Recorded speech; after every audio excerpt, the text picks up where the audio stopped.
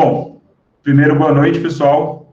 Meu nome é William Binder, eu sou colega de vocês aí de faculdade, eu me formei na Unifei em 2014, né? 2014 foi meu último ano, me formei em administração. Eu quero começar falando sobre o título, né? Desse nosso papo hoje, desse nosso encontro. Eu estava falando com o Danilo, e aí ele falou, cara, dá um título aí. E o resumo da minha vida profissional é fazer títulos. Né? É o que eu fiz a vida inteira, praticamente. É escrever títulos, dar nome para as coisas. O que, de algum modo, o que eu faço é trabalhar com a atenção das pessoas, vamos dizer assim. Então, de certa forma, o título, ele é um pouco escroto, se eu puder falar isso, né? Porque eu estou levantando uma provocação de por que sua startup vai morrer. E quando eu faço uma provocação dessa, e depois esse início vai fazer mais sentido quando eu avançar com o papo, tá? Mas quando eu faço uma provocação dessa, eu coloco uma carga de responsabilidade muito grande sobre a minha fala, porque eu não quero decepcionar a atenção de vocês. Então, o marketing digital, especialmente, ele está sendo sucateado justamente pelo abuso desses artifícios, dessas técnicas. Então, logo de cara, eu quero mostrar para vocês, eu vou compartilhar na tela. Eu vou compartilhar na tela e eu vou mostrar alguns dados que corroboram essa minha afirmação, né? Ou melhor, essa minha provocação. Vocês estão me vendo aí, né? Alguém manda no chat aí, por favor, se estiver vendo a minha tela. Estão vendo? Beleza. Então, eu levanto essa questão, né, de por que sua startup vai morrer, né, e o que você pode fazer para corrigir isso, em cima de uma estatística muito dura. Essa estatística, eu tinha ela em mente, e agora, antes da gente entrar, eu fui verificar se não tinha mudado, vamos dizer assim. E a estatística que eu tinha era que, a cada 10 startups, 9 fracassam, 9 morrem. Então, né, o motivo de eu levantar essa questão e provocar isso é em cima dessa premissa, desse fato do mercado. Eu falar, caralho, né, a situação é dura. E aí eu fui pesquisar, né, para dar um dado concreto para vocês. Eu lembrava que essa estatística, esse dado, era de uma pesquisa do Y Combinator, né, que é uma das maiores aceleradoras lá do Vale do Silício, muito respeitada nos Estados Unidos. Só que, infelizmente, eu não encontrei a fonte do Y Combinator. Eu tinha guardado em algum lugar, procurei na internet e não achei. Mas aí, pesquisando aqui isso na internet, eu encontrei esse paper aqui, né, sobre, sei lá, o que eles estão falando de startup, eu não li a fundo, mas eu vejo valor nisso porque tem aqui o nome do Steve Blank, de Stanford, e outro cara de Stanford, no qual eu não conheço, mas o Steve Blank, talvez vocês aí que estão com startups, com negócios, com coisas assim, já começaram a estudar, já viram livros, conhecem esse cara. Então, me parece um paper confiável, e ele sustenta o que eu falei, do 9 em cada 10 startups morrem, né? Então, ele fala aqui, explicando, né, o porquê da taxa aqui de fracasso, vamos dizer assim, das startups, né? Então, se vocês quiserem, depois eu posso mandar para vocês, eu mando para o Danilo, sei lá, ele compartilha com vocês, ou se vocês quiserem anotar esse nome aqui, ele é um paper relativamente antigo, né? Mas ele traz um pouco dessa visão, dessa dura visão do mercado, né, que, bem a verdade, não deve ser nenhuma novidade para vocês, né? E aí, a partir disso, a gente vem para outro fato, que aqui tem no CB Insights, ele tem aqui 12 razões pelas quais as startups fracassam, né? Falham. E ele tem esse infográfico, ele tem um estudo, né, ele destila, vamos dizer assim, muito bem as razões, mas a principal razão que eu queria chamar a atenção para vocês, e aí, né, sustenta mais uma vez o porquê de eu ter colocado esta chamada no nosso papo de hoje, é que 42% das startups fracassam por criar algo que o mercado não precisa. Entende? Então, nós, empreendedores, startupeiros, vamos dizer, se você pode chamar esse nome assim, nós dedicamos nossa energia, nosso tempo, nossos recursos, nossos cabelos, né, nossa saúde, para criar algo que o mercado não quer. Ninguém quer comprar. Então, eu faço essa provocação, vamos dizer assim, em cima desses dados, né? E o que a gente pode fazer diante desse cenário? O que a gente pode fazer para evitar que a nossa startup fracasse, né? Ou, ao menos, aumentar nossas chances de sucesso, né? Então, eu vou... deixa eu ver aqui. Eu vou parar a apresentação aqui um pouco, depois eu volto aqui para mostrar outras coisas, mas a gente tem, então, que o maior erro das startups, como a gente vê ali o CB Insights apontando, é criar soluções para problemas que não existem ou que não têm demanda, certo? Então, a pergunta que eu me faço, né, ou que eu me fiz quando eu comecei a ver esses dados, eu queria trazer para vocês a provocação, é a seguinte: por que as startups criam algo que ninguém quer? Por que a gente comete esse erro? Nós, empreendedores. Porque a maioria de nós seguimos uma abordagem orientada por ideias. Nós, empreendedores, temos uma baita de uma ideia, achamos que, legal, isso aqui vai bombar. E aí a gente começa a fazer a ideia, começa a desenvolver a ideia, e tem todo o processo de validação, MVP, papapá. Mas, muitas das vezes, essas validações acabam sendo enviesadas, né? A gente quer que o negócio dê certo e a gente faz ali que a validação está certa, até que a gente chega um momento que vê que, bicho, não tem para onde fugir, né? Então, a minha proposta hoje é apresentar aqui de uma maneira bem sucinta, tá? Eu falei para o Danilo também que eu acho que o nosso papo hoje, ele pode ser muito mais produtivo se eu iniciar aqui, fazer alguns minutos de introdução, aqui apresentar um pouco as minhas ideias, mas depois eu queria ouvir vocês, né? Não sei se talvez pelo chat, se vocês se sentirem mais à vontade, vocês fazerem perguntas em torno da realidade de vocês, das startups, dos desafios que vocês têm, e aí eu vou responder. Eu acho que acaba sendo algo mais dinâmico e mais interessante. Mas nesse primeiro momento, o meu objetivo aqui é apresentar para vocês uma abordagem diferente. Né? Digamos que ter uma startup de sucesso, seja lá o que a gente possa chamar de sucesso, né? Cada um tem sua definição. Vamos imaginar que esse sucesso é chegar no topo de uma montanha, certo? E muitos de nós acabam acreditando que para chegar no topo dessa montanha, a gente precisa trilhar o caminho pelo norte. O meu objetivo, a minha intenção hoje é mostrar que, de repente, ir pelo sul pode ser uma boa ideia. É apresentar para vocês um novo caminho, plantar algumas ideias na cabeça de vocês, deixar vocês pensando, refletindo, e aí eu espero que a gente possa também discutir um pouco, sei lá, eu responder algumas perguntas e a gente avançar com uma discussão mais produtiva. Mas, então, só para contextualizar, né, eu fiz essa breve introdução sem me apresentar propriamente, eu só falei que eu era ex-aluno da Unifei. Eu entrei na Unifei em 2008, em Engenharia da Computação. Depois de 2 anos, eu vi que eu não ia me formar nem ferrando em Eco, e eu mudei para DM. Aí eu mudei para DM e as coisas começaram a evoluir melhor. Mas,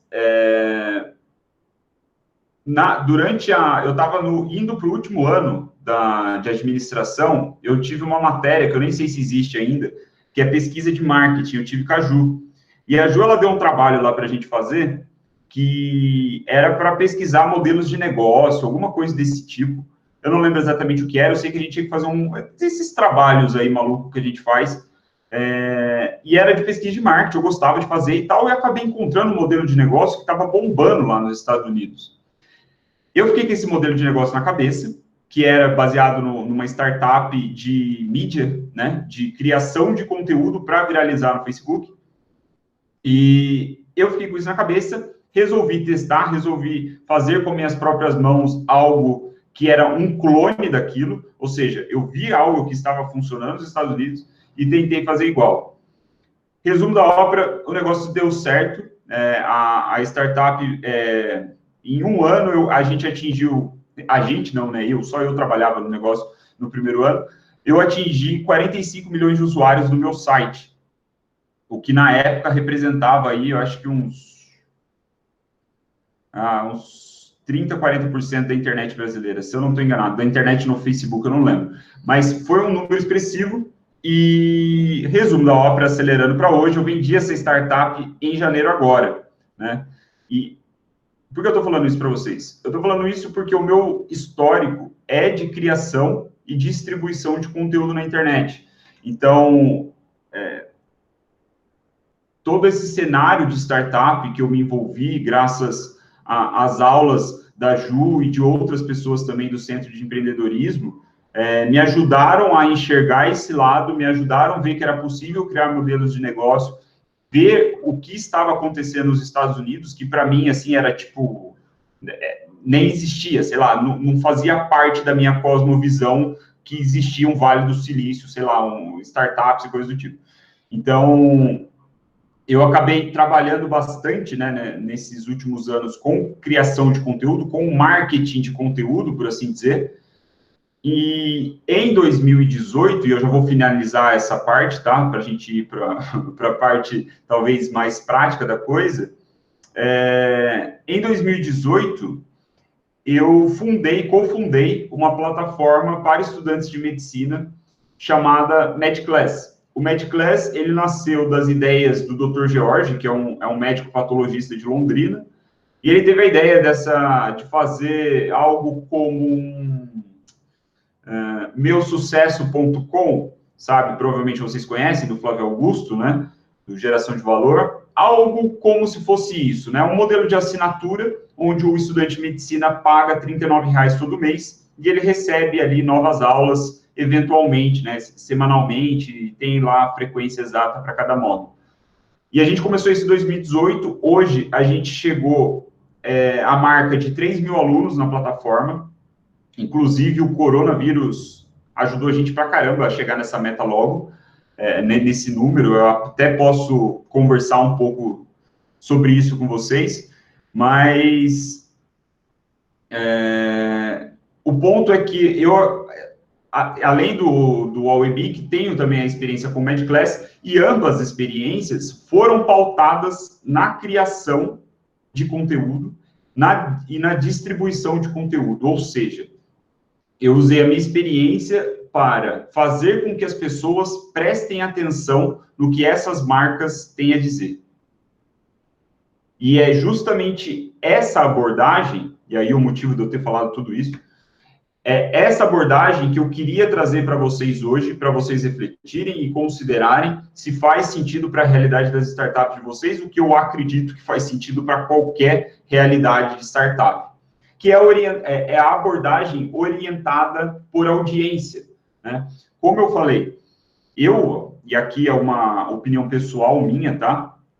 Não tenho dados para embasar isso, mas eu acredito que muito da causa dessas mortes aí de startup, de fracassos, como a gente viu, de criar produtos que ninguém quer comprar, eu acredito que é justamente por essa abordagem orientada a ideias, né? A gente tem uma ideia e acha que vai ser genial e a gente fica com aquilo na cabeça. Tem algumas pivotadas, tem algumas transformações, mas é muito orientado em criar um produto primeiro, né? O que eu estou propondo aqui, o que eu quero trazer para a discussão, é criar uma audiência primeiro. E um dos meus mentores, que eu gosto de chamar assim, é o Seth Godin, né, que é o um guru desses gurus aí do marketing, que é um dos caras que merecem o título de guru, porque o cara é bom mesmo, e ele diz, né, que nós não devemos procurar pessoas para os nossos produtos. Nós devemos criar produtos para as pessoas que prestam atenção na gente. Então, a ideia é essa, é a premissa que eu acredito, né? E eu vejo, assim, que a gente tem o costume, né, nessa abordagem tradicional, vamos dizer assim, de construir esse MVP, né, esse produto minimamente viável aí a gente vai sair para encontrar as pessoas que estão dispostas a comprar esse produto ou usar esse produto, né, e depois a gente vai pegar o feedback desses compradores e para melhorar o produto e fazer o ciclo de aprendizagem e tal, de evolução da startup e tudo mais. Então,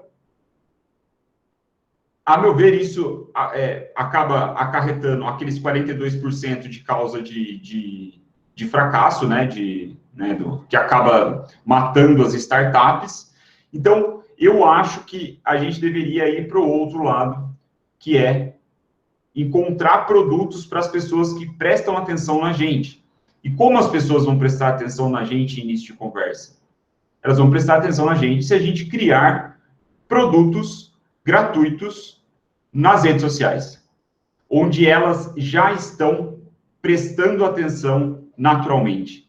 Porque a atenção, ela está muito ligada com o tempo. E por estar muito ligada com o tempo, ela é um ativo que a gente tem escasso. Você concorda? Eu não consigo prestar atenção em muitas coisas ao mesmo tempo, né? Quando eu estou segurando o celular, então, praticamente prestar atenção em uma coisa. As pessoas, então, elas estão sempre prestando atenção em determinadas situações. Por que as pessoas anunciavam em jornal? Porque as pessoas estavam prestando atenção no que acontecia no jornal. Então, essa ideia é uma forma de ir aonde as coisas já estão funcionando facilmente. Em vez de eu bolar um produto, qualquer coisa que seja, e ir atrás de pessoas, né, que estão dispersas, prestando atenção em muitas coisas, eu olho para onde as pessoas estão prestando atenção, eu vejo como que eu posso agregar valor de alguma forma ali na vida delas, né, dar uma solução, sei lá, identificar um problema que ela tem e eu consiga resolver de forma rápida, gratuita, que, na maioria das vezes, se traduz em conteúdo, né? É muito mais fácil você instruir, né, tipo, sei lá, criar um artigo, um vídeo, mostrando para a pessoa como que ela organiza a vida dela, do que você criar um app de organização de informação, né, tipo um Evernote da vida. Entende? Então, você começa a validar as suas próprias ideias, as suas próprias suposições, com algo que é, tipo, muito barato. Né? Você só investe mesmo o seu tempo nesse sentido e dá de graça para a pessoa. Né? E, de novo, numa circunstância onde ela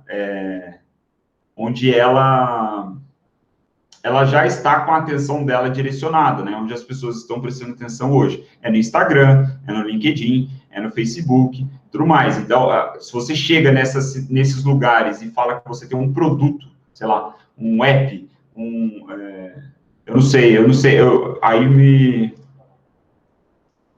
pegou no ponto de não saber se vocês são mais startups de hardware, eu imagino, mas, enfim, chegar a oferecer alguma coisa que a pessoa tenha muitas barreiras, vamos dizer assim, ela tenha que dar muitos sims para você, para chegar a usar de fato o que você está dando. Enquanto o conteúdo, ele é facilmente digerível, né? Ele é facilmente consumível.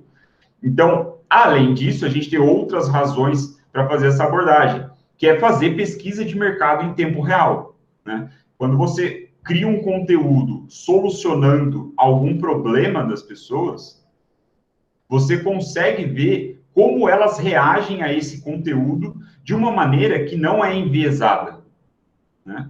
Você não está, tipo, criando, por exemplo, um formulário no Google e pedindo para a pessoa responder, falar qual é o problema da sua vida, tipo, que te dá dor de cabeça? Isso funciona? Eu, particularmente, pessoalmente, William, eu não gosto desse tipo de abordagem. Mas, sei lá, pode ser que eu não saiba usar, tá? O jeito de fazer essas pesquisas. Mas eu acho que fica muito enviesado. Eu acho que você arranha a superfície, assim, de problemas e tal. Agora, quando você solta conteúdos, né? E ver a audiência reagindo a isso, as pessoas reagindo a isso, curtindo, compartilhando, comentando ou não, né? Porque o fato delas não tomarem nenhuma reação também é um dado interessante, porque você vê ali, né, de uma forma mais neutra, sem viés, de que ninguém está interessado no que você está falando. Então, essa pesquisa de mercado em tempo real é muito interessante. E eu acredito também que ter esse grupo de pessoas, angariar aí um grupo de seguidores engajados, né, através da entrega de conteúdo constante, permite que você construa um MVP melhor, mais rápido, justamente por ter essa interação com eles, né, por ter essa troca. É como se você tivesse realmente um grupo de amigos esperando ansiosamente pela sua solução. Só que esses amigos, eles não estão te fazendo um favor, né, eles realmente querem ver o que você está fazendo. Então, esse é outro ponto interessante. Outro detalhe é a audiência, é que uma audiência ela atrai oportunidades de negócio. Isso é real, e eu posso trazer um exemplo justamente do MadClass. Eu me tornei sócio do MadClass, eu fundei o MadClass com o George, porque eu criava conteúdo na internet. Eu tinha o Awebic, e o Awebic nasceu dentro do céu, talvez vocês saibam da história, talvez não, mas, como eu falei, né, eu estava fazendo lá pesquisa de marketing com a Ju, e no ano seguinte eu tinha que fazer TFG, e no TFG era para desenvolver um modelo de negócio. Falei, olha só que maravilha, vou colocar o Awebic nesse negócio aqui, porque já estava rodando, né? Eu fiz nas férias, então chegou no início do ano letivo, o negócio já estava gerando receita e coisa e tal. Então, o Awebic nasceu no céu. E essa circunstância de ter nascido meio que no TFG, onde outras pessoas podiam ouvir, né, conhecer, tipo, eu não tive escolha. Outras pessoas sabiam que eu estava fazendo o Awebic porque eu participava da banca do TFG lá, né, era avaliado e coisa e tal. Então, isso, de certa forma, me incentivou a compartilhar mais a jornada com o Awebic. Né? Claro, eu já criava conteúdo, eu já tinha um histórico e tudo mais, só que todo esse cenário colaborou para que eu usasse o meu Facebook e fizesse documentações do que estava acontecendo com o Awebic. Então, puta, a gente testou determinada coisa, sei lá, deu um negócio que deu errado. Eu ia publicando, ia fazendo essas postagens de uma maneira bem informal, para não dizer amadora, tá? Assim, tipo, não tinha compromisso nenhum, era mais um hobby do que qualquer outra coisa. Só que as minhas atividades online, né, como gestor, administrador de um site, faziam com que eu me conectasse com outras pessoas, e essas pessoas que também trabalhavam com negócios digitais, elas curtiam, compartilhavam, comentavam minhas coisas, e acabava espalhando, né, a minha rede foi crescendo. Se você entrar no meu Facebook, você vai ver lá que tem 25, 20 e tantos mil seguidores no meu Facebook, tipo, que é um negócio que eu comecei compartilhando com a galera do céu, sabe? É mais ou menos assim. Então, isso tudo aí para chegar no MadClass, né? E essa puta volta para chegar no MadClass. Mas foi ter criado esses conteúdos que, do nada, chega um médico patologista muito louco, lá de Londrina, lá no onde Judas perdeu a bota, lá no Paraná, me mandando mensagem falando que tem uma ideia e que queria que eu prestasse consultoria para ele. Eu falei, velho, que porra é essa, cara? Foi, tipo, essa minha reação, assim, literalmente, porque eu não conhecia ele, né? E ele, na verdade, ele chegou com a proposta já para eu ser sócio dele de imediato, o que eu não quis.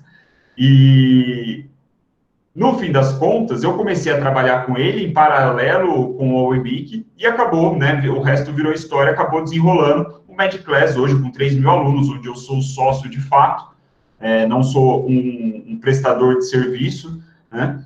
E então, você veja, a audiência que você acaba construindo ao criar conteúdo te gera oportunidades de negócio que você não consegue prever, né? Então, inclusive, assim, extrapolando um cenário aqui, hipotético, que pode acontecer para alguns de vocês, é vocês começarem a documentar a jornada da startup, começar a criar conteúdo para entregar valor de fato e solucionar problemas de pessoas, e você encontrar, sei lá, um investidor. Um cara que, sei lá, um investidor anjo, ele tem uma grana, ele curte startup, ele tá ligado, só que ele começou a se interessar por vocês, porque vocês geram conteúdo, porque vocês ajudam outras pessoas, né? Pode acontecer, a gente nunca sabe, é o que eu estava falando com um aluno meu, o César, agora há pouco, antes de entrar com vocês. A gente tem feito aí uma estratégia de distribuição de conteúdo no Instagram de uma maneira orgânica, né? Que eu chamo de guerrilha, porque você precisa muito ser faca nos dentes mesmo, precisa ser tipo Rambo para enfrentar o negócio. E parte dessa estratégia, assim, resumindo, é você entrar em contato com outras pessoas que não te conhecem. São pessoas que são potencialmente interessadas no que você tem para falar, e aí tem os meios da gente descobrir isso, mas é basicamente, tipo, o César vai mandar uma mensagem para a tiazinha lá, para fulano, e vai falar, oi, eu tenho um negócio aqui que pode te interessar. Só que não é um produto. Você não está vendendo, tipo, TechPix, sei lá, qualquer coisa. Você está entregando valor através de um conteúdo. Só que aí está a magia do negócio. Você se abre para oportunidades, porque você não conhece a pessoa também. Você sabe que ela é uma potencial interessada. Mas você está se abrindo para que o imprevisto, né, aconteça. Você se abre para o caos da internet, o que é maravilhoso. A gente não sabe o que vai acontecer, mas, né, se você agir corretamente, só acontece coisas positivas. Então, esse criar audiência, cara, para geração de negócio é muito legal. É muito legal. E aí vem outra coisa também que eu estou olhando na minha cola, tá? Que eu anotei aqui rapidamente, vocês iam olhando para o lado por causa disso.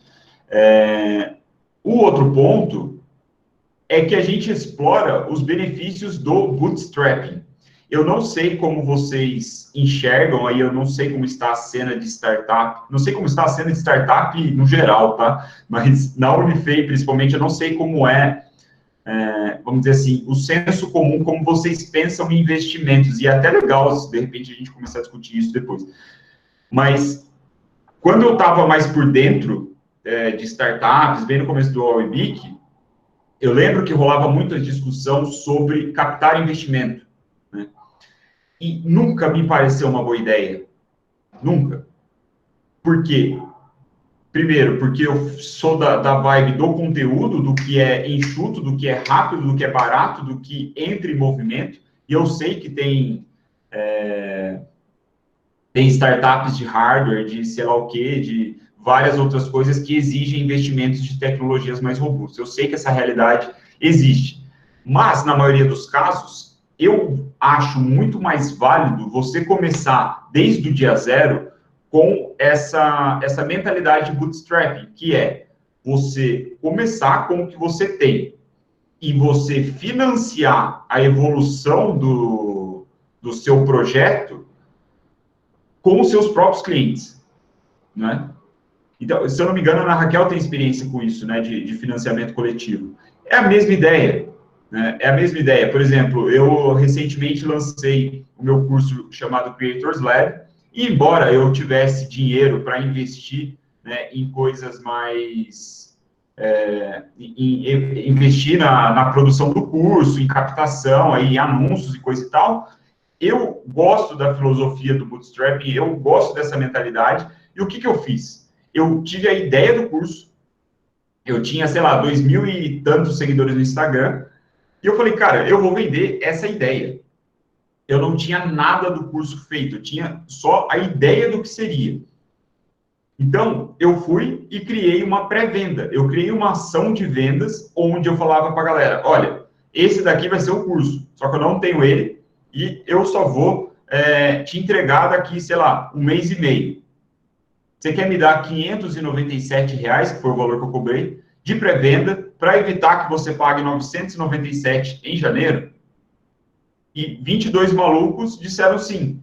né? 22 pessoas compraram na pré-venda o meu curso, o que acabou me gerando, acho que uns 13 mil reais de receita, o que foi suficiente para eu financiar, né, esse meu projeto de curso, né? Então, eu usei esse dinheiro para fazer as gravações, eu usei para comprar, não foi a webcam, comprei o microfone recentemente, fui começando a comprar equipamentos que eu não tinha para fazer essas coisas, né?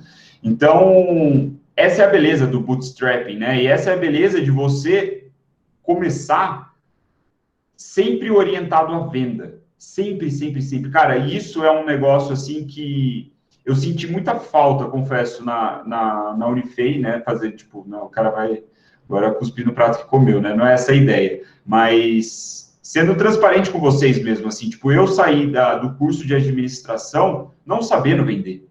Eu sabia marketing. Sabia muito bem marketing. Mas vender, vender, vender, eu não tinha essa mentalidade, sabe? E eu acho que, cara, nós como empreendedores, e eu imagino que, né, 100% de vocês que estão aqui comigo são empreendedores de alguma forma, nós precisamos vender.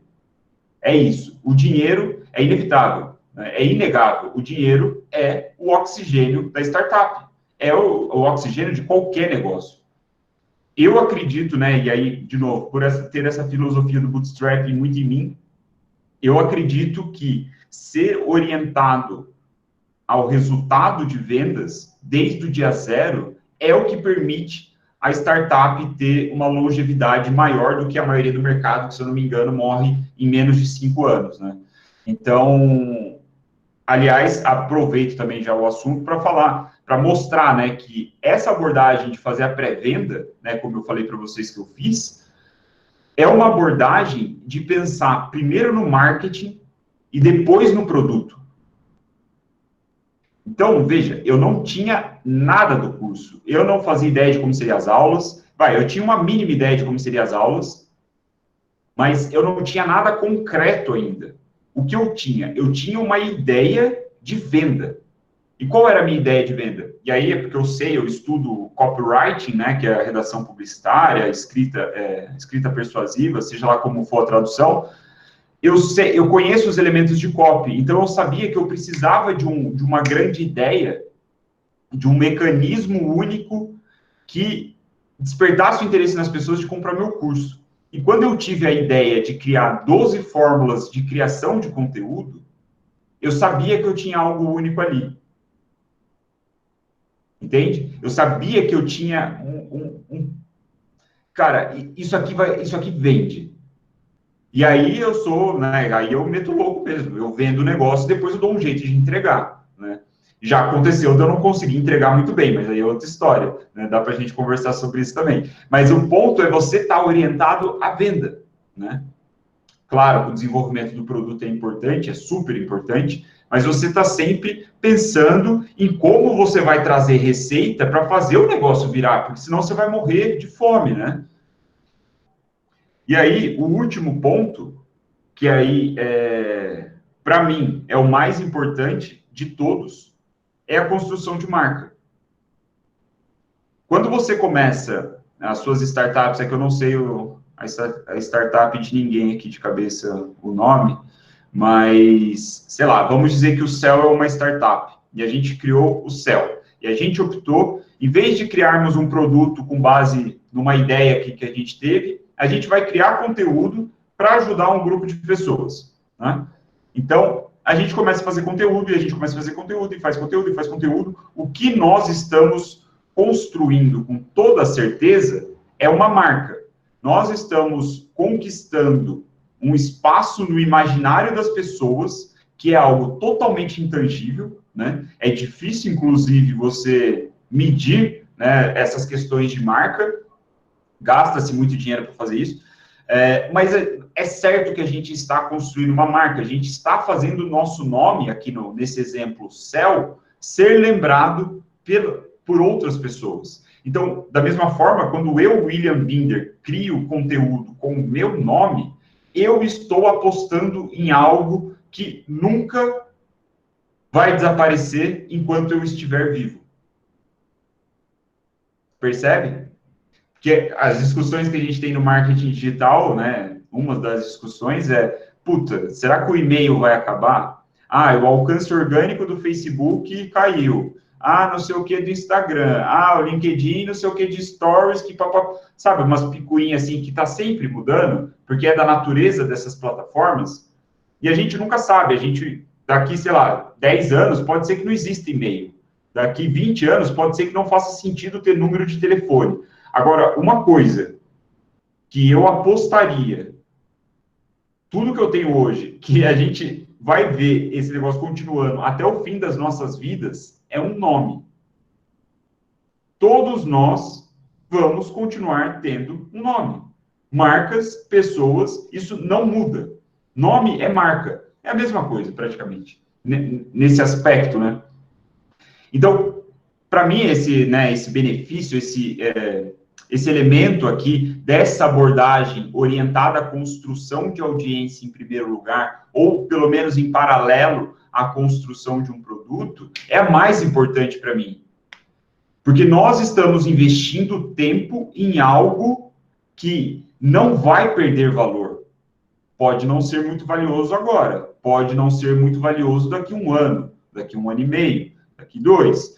Mas, quando nós ficamos criando conteúdo, e criando conteúdo, e criando conteúdo, o negócio se desenrola. E aí eu queria mostrar para vocês um artigo, e aí fazer também, aproveitar e fazer uma indicação. Eu não sei se vocês conhecem esse japa aqui, ou esse chinês, eu não sei. Cadê? Vocês estão vendo aí? Manda um joinha aí, sei lá. Deixa eu ver aqui nas mensagens. Vocês estão vendo, né, a tela? Andrew Chen, esse maluco aqui. Esse cara, ele era vice-presidente de growth, né, do Uber, pra vocês terem ideia. Esse maluco aqui. É um cara muito foda. Tipo, você quer falar de growth hacking, esse cara é uma das maiores referências mundiais. E hoje ele está nessa Andreessen Horowitz, né, que é uma empresa como fala? Capital de risco aí, né, de investimento de risco, investe em startups e tudo mais. Recomendo demais que você entre no site dele, aqui você joga no Google andrewchain.co, né, você já vai achar. E esse artigo dele é muito legal, que ele fala, né, que existem apenas algumas maneiras de escalar o crescimento de usuários, né, da sua startup, aí, da sua iniciativa, seja lá o que for. E eu não vou passar pelo artigo, eu quero só recomendar aqui que vocês vejam, mas uma das coisas que ele fala, por exemplo, é SEO. SEO, caso alguns de vocês não saibam, significa Search Engine Optimization, né? É otimização de mecanismos de busca. Ou seja, você cria conteúdo otimizado para ranquear bem no Google, no Bing, sei lá, em qualquer, no YouTube também, que é um mecanismo de busca.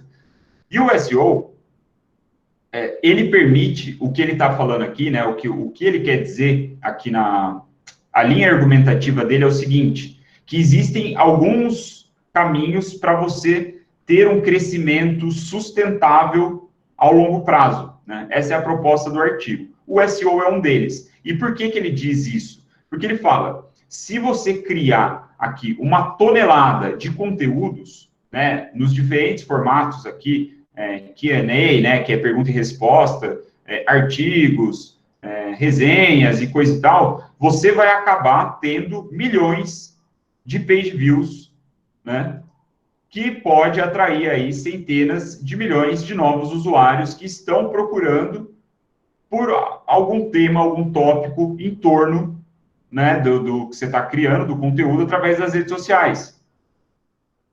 Percebe? Então, o que ele está falando aqui é que o conteúdo, de uma forma geral, ele traz o SEO, mas aí é uma interpretação minha. Eu acredito que o conteúdo, de um modo geral, ele é assim, ele permite isso aqui, né? A gente vai ter esse gráfico, a gente tem o tempo aqui, e a gente tem a audiência aqui. Esse gráfico que a gente produz é o famoso gráfico exponencial assim, né? A gente demora um tempo considerável para crescer a nossa audiência, percebe? Ao longo do tempo aqui, tipo, há quem diga que vamos dizer assim, essa primeira subida aqui acontece depois de 1 ano e meio. 1 ano e meio criando conteúdo, você começa a ver, assim, um crescimento realmente sólido, vamos dizer assim. Mas esse é o gráfico, né? O que ele está falando aqui para a gente é isso, é criar uma tonelada de conteúdo, que aí a gente tem, o que a gente acaba, o nome disso tudo é o efeito juros composto, né? A gente está criando conteúdo, criando conteúdo, criando conteúdo, criando conteúdo, sem parar, e a gente quase não vê diferença, né? Vai ali crescendo, seguidores e tal, e papapá, papapá, mas chega uma hora que essa curva ela começa a ter um crescimento exponencial do efeito dos juros compostos, que provavelmente vocês conhecem, né? E não cabe a mim falar sobre isso, até porque não sou a pessoa mais indicada. O ponto é que, quando você pega essa abordagem aqui que o Andrew apresenta também, ele fala, mais para o SEO, mas eu vejo que nas redes sociais também se encaixa, né, nesse aspecto. Você acaba construindo a sua marca, entende? Você começa a trabalhar nessa curva, né? Começa a trabalhar com esse efeito juros composto, ou seja, o conteúdo que você está criando, ele vai acumulando e ele vai ganhando cada vez mais corpo, né? Porque você está ali, tipo, já tem uma gordura criada atrás de você, e aí você tem uma marca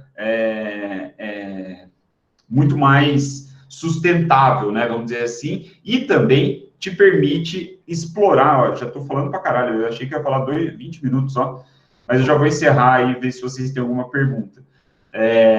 Mas te permite, então, criar melhor, te permite ter uma marca mais sustentável a longo prazo e também te permite abraçar oportunidades. E aí o último conceito que eu queria apresentar para vocês, e um case, né, para deixar mais concreto, sobre essa perspectiva é a seguinte: talvez alguns de vocês conheçam o Nassim Taleb, né, que é um escritor, matemático, estatístico, filósofo, sei lá que caralho que ele é. Ele é muito louco, é um cara muito bom, né? E o Nassim Taleb, ele escreveu sobre o cisne negro. Recomendo que você leia tudo desse cara, Cisne Negro e Antifrágil, principalmente.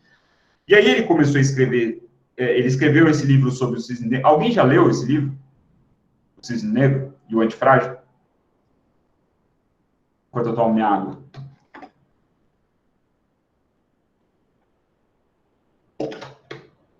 Ninguém leu? Caramba. O Cisne Negro é o seguinte. Não, você tem que enfrentar 600 páginas do Antifrágil. 12 minutos não cobre o Antifrágil. Mas, resumidamente, galera, é muito interessante esse conceito, e aí eu vou mostrar como ele se aplica na prática e como esse conceito fez com que o Mad Class, né, que eu estava contando para vocês, crescesse rapidamente nessa quarentena aqui, com o Covid. O Cisne Negro, que é um dos livros do Taleb, ele diz que são eventos imprevisíveis. É quando alguns eventos de dimensões catastróficas, não sei se eu posso dizer assim, mas de grandes dimensões, acontecem e mudam o cenário de alguma forma, né? Então, por exemplo, um caso clássico é a crise de 2008, né? A crise de 2008, de fato, foi um cisne negro. O Taleb diz que são esses mega eventos imprevisíveis que acontecem, né? Muito bem. Diante do cisne negro, que são esses eventos imprevisíveis, onde o caos prevalece e ninguém tem certeza de nada, vem a apresentação, então, do Antifrágil, que é outro livro dele. E o que ele fala no Antifrágil? Ele começa o livro dizendo que o oposto de frágil, e é bom a gente saber, não é robusto, né? Porque o que ele diz? Ele diz que o frágil, ele é uma taça de cristal dentro de uma caixa embalada aí para transporte no correio, por exemplo. Esse objeto, essa taça, ela é muito frágil. Qualquer situação de caos que mexer ela está suscetível a ir por água abaixo, acabar, né? E se perder, né? Perder ali a sua utilidade de taça. Muito bem. Esse é o frágil. O oposto que a maioria das pessoas entende, né?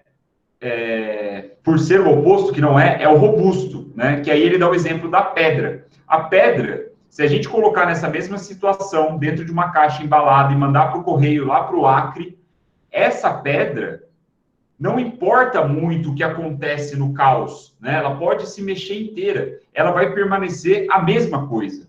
E por permanecer a mesma coisa, ela não pode ser o oposto do frágil. O oposto do frágil, o oposto da taça, é se a gente tiver um objeto que, no meio desse caos, ele fique melhor, ele cresça, ele seja beneficiado por essa circunstância caótica de incerteza e de tralalá, né? Esse é o antifrágil. É a pessoa, a organização, a empresa, a marca, seja lá o que for, a entidade que, no meio do caos, ela fica melhor. Ela consegue usufruir enquanto todo mundo está preocupado com a situação. E eu vejo, guardadas as devidas proporções, longe de mim tentar equiparar essa ideia com o que o Taleb apresenta como antifrágil, o cisne negro, mas eu acredito que a construção de audiência, a construção de reputação online, e aqui a gente pode olhar para isso, inclusive, para as nossas próprias carreiras, que eu estou começando a ter essa tese do profissional antifrágil. É isso, né? É você construir conteúdo, criar conteúdo, montar aí uma reputação online, você nem precisa vender para esse grupo de pessoas, mas ter um grupo de pessoas que escuta o que o Will está falando, escuta o que o fulano está falando. Você cria essa reputação online que, no fim das contas, acaba funcionando como um colchão de proteção, te dá segurança, né? Então, você imagina o seguinte, o Taleb, ele mesmo falou que essa pandemia aqui, o Covid, não foi um cisne negro, porque ele era previsível, né? As pessoas negligenciaram o risco. Mas, a título de exemplo, eu acho que é válido, né? Porque nós, meros mortais aqui no Brasil, para a gente é imprevisível, né? Porra, eu ia saber. Mas, segundo ele, tecnicamente não é um cisne negro. Mas você imagina o seguinte cenário, você, formado na Unifei, está no seu primeiro ano ali como profissional, com a sua carreira e tal, tá trabalhando bem, firme, e vem essa pandemia, vem essa crise, vem esse cenário de incerteza, insegurança, e você é demitido. Você é demitido. E agora? Como você vai atrás de um emprego nessa situação?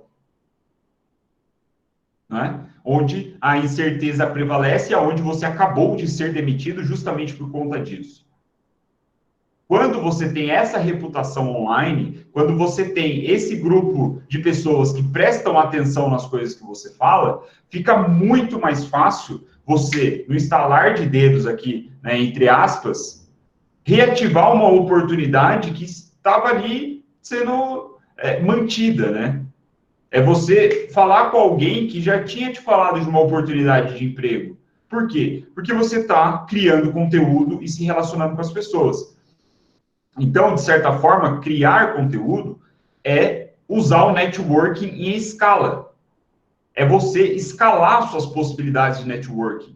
Né? Tipo, hoje eu tenho muito mais poder de networking, assim, de encontrar soluções através de pessoas, porque eu crio conteúdo online e eu tenho aí 6 mil malucos ouvindo o que eu tenho para falar no Instagram, que não é nem um absurdo, né? É uma audiência pequena, considerado.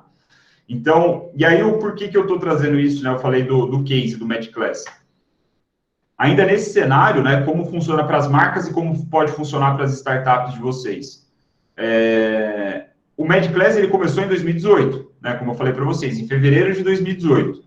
E desde então, nós criamos conteúdo diariamente.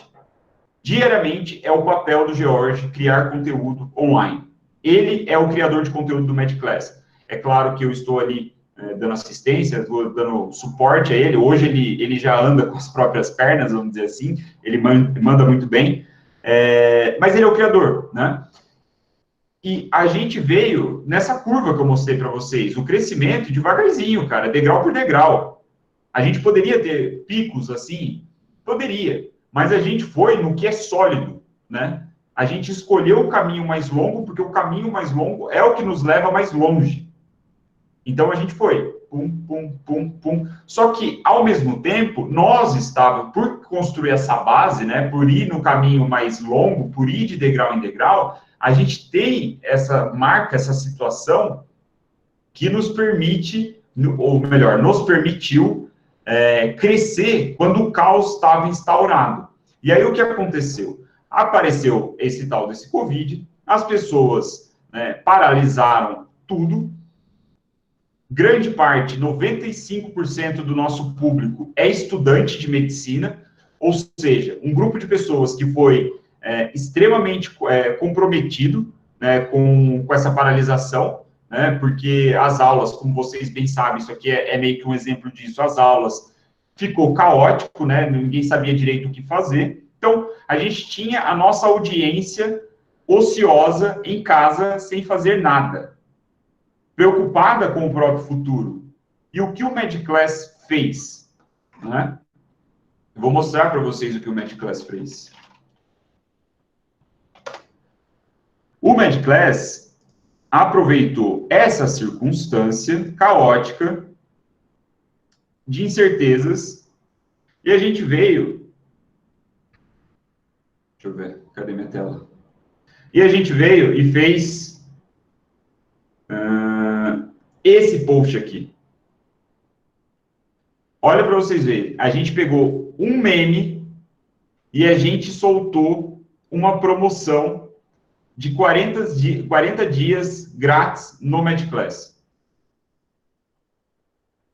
Tem duas frases nessa imagem. E isso aqui viralizou de uma forma que, olha, 2.700 likes. O nosso perfil não bate isso, não, tá muito longe da nossa média.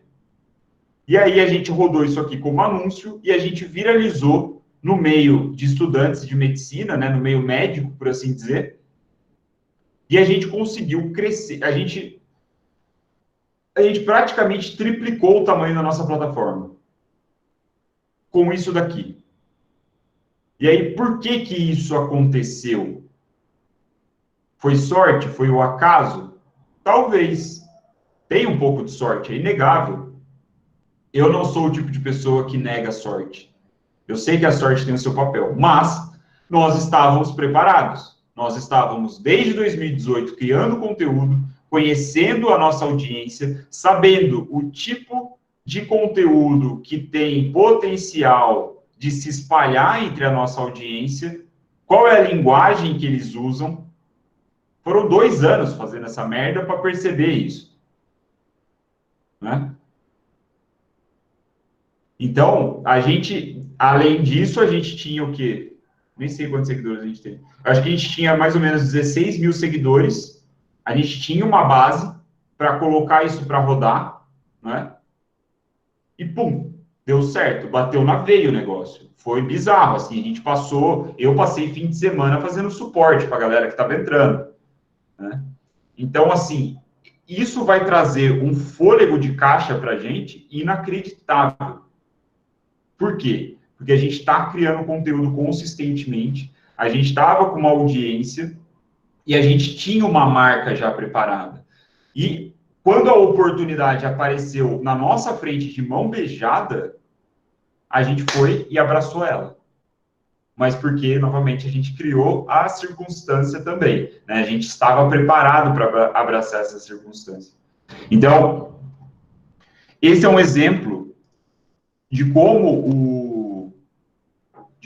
o conteúdo ou a marca, a construção da sua marca, da sua reputação, a audiência, esses vários nomes que eu apresentei aqui, como eles têm um papel importante para essas situações onde o caos se instaura.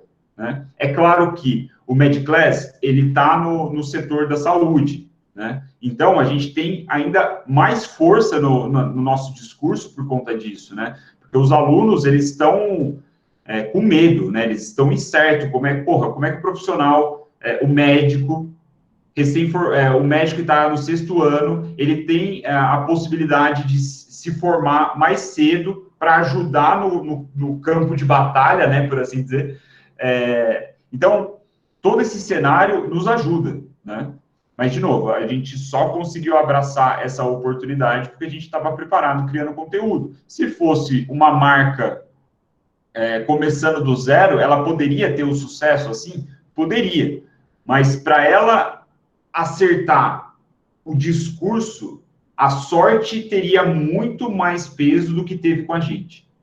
A gente sabia o que a gente estava fazendo.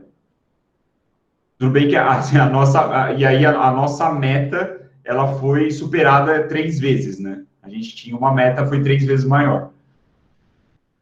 Então, aqui, eu acho que deixa eu ver se eu tinha mais alguma anotação. Bom, o MedClass é um exemplo claro aqui, talvez o mais próximo que eu posso trazer para vocês sobre negócios que começam com a construção de audiência, o All-in-Big também, mas o All-in-Big era um veículo, né? Eu vendi, mas ele continua lá. É um veículo de mídia. Então, o MedClass, ele por lado da educação, né? Ele é um SaaS, de alguma forma. E, cara, a verdade é que nunca foi tão simples construir audiência na internet, né? Então, é a abordagem que eu apresento para vocês,